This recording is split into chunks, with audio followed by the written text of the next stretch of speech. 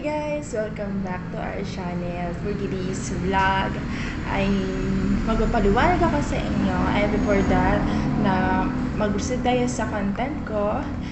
Guys, please subscribe our channel and support our channel na aking batuta. Easy!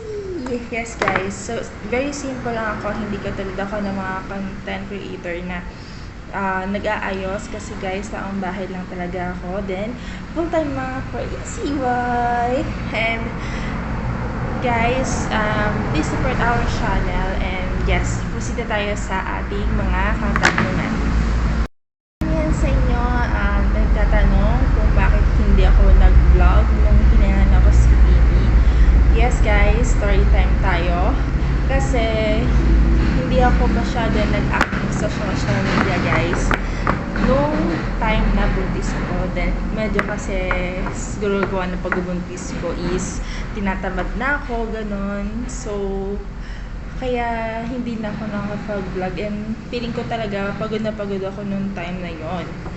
Kaya hindi na ako nakapag-vlog nung time guys.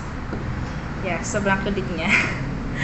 Same guys, sobrang alam mo yung pagbubuntis, sobrang busy and na-excite talaga ako nung pagbubuntis kasi easy boy. Say hi! Say hi! Mahilig siya magkapating-ting. So guys, this is our first vlog with my baby. So guys, please support our channel and make sure na nakasubscribe kayo para ma-update kayo sa lahat ng video ng aking YouTube. Then guys, yan sa inyong tinatanong kung ilan months na si baby guys. Yes guys, 9 months na ang baby ko.